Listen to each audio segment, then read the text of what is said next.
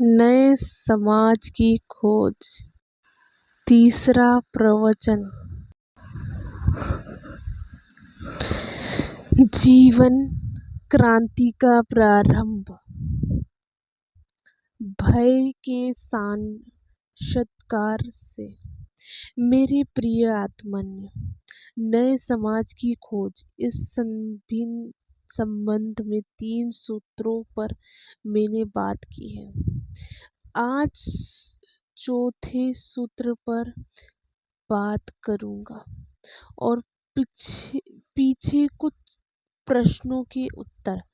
मनुष्य का मन आज तक भय के ऊपर निर्मित किया गया है।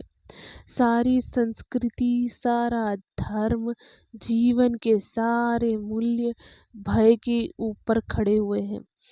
जिसे हम भगवान कहते हैं, वह भी भगवान नहीं है, वह भी हमारे भय का ही भवन है। कहीं कोई भगवान, लेकिन उसे पाने के लिए भय रास्ता नहीं है। उसे पाने हो तो भय में से मुक्त होना जरूरी है।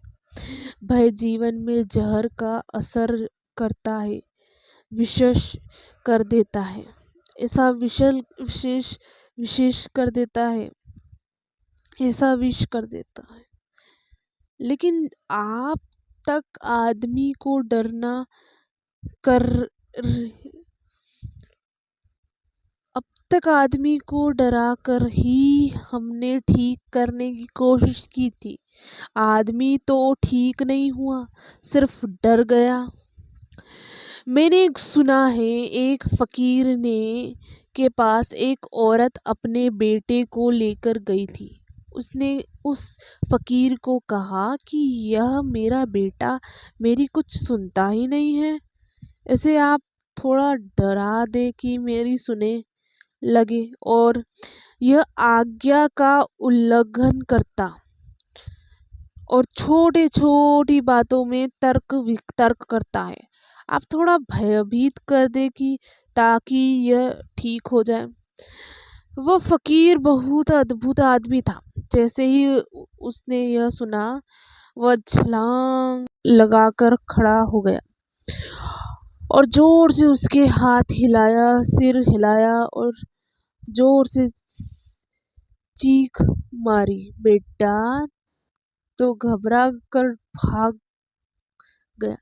माँ घबरा कर बेहोश हो गई और जब माँ बेहोश हो गई तो घबरा कर फकीर भी भाग गया। थोड़ी देर बाद जब माँ होश में आई तो फकीर वापस लौटकर अपने तख्त पर बैठ गया। फिर थोड़ी देर बाद पीछे से बेटा लौटा। उसकी माँ ने कहा, किया आपने क्या किया? लड़का तब भी थर थर कांप रहा था। फकीर की भी सांस चढ़ गई थी। स्त्री का भी चेहरा बिल्कुल फीका हो गया था, जैसे खून चला गया हो। इतना डरने को न कहा था। उस स्त्री ने कहा, उस फकीर ने कहा, जब डरना शुरू होता है तो कहाँ रुके, यह भी तो तय करना मुश्किल है। तो उस उस स्त्री ने कहा, बेटा को डराने को कहा था, मुझे तो डरने को नहीं। फकीर ने कहा, मैं तो बेटे को ही डरा रहा था, तुम डर गई और तू ही नहीं डर गई। जब तू बेहोश हुई तो मैं भी खुद ही डर गया, भाग गया।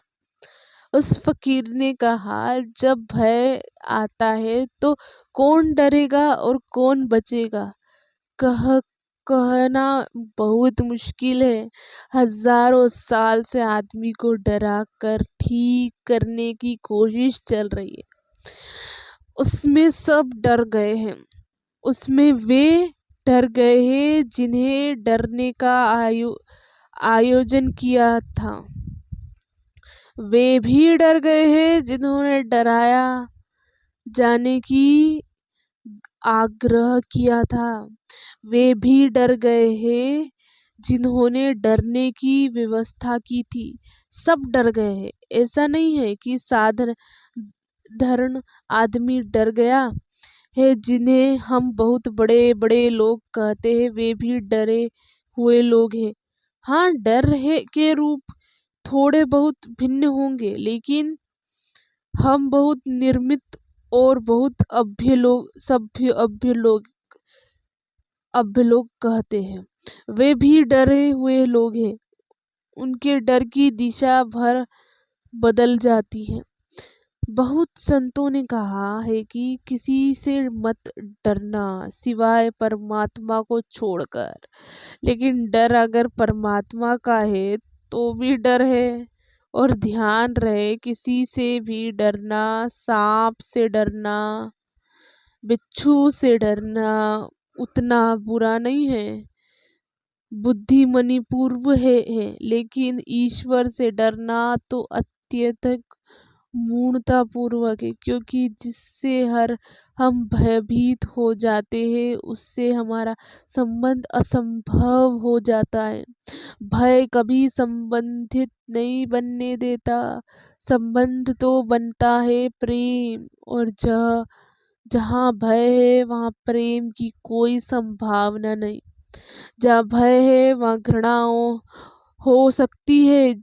अगर मैं अपने डर जाऊं तो मैं आपको प्रेम नहीं कर सकता, सिर्फ घृणा कर सकता हूँ।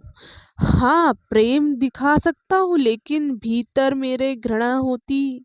इस दुनिया को नास्तिक बनने में उन लोगों का हाथ है जिन्होंने कहा ईश्वर से डरो, क्योंकि ईश्वर से डरना का अंतिम परिणाम ईश्वर के प्रति घृणा का भाव है।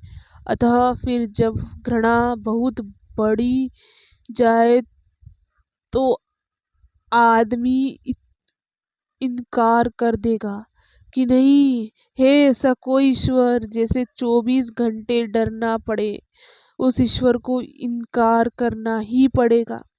आदमी ने धीरे धीरे ईश्वर को इनकार किया।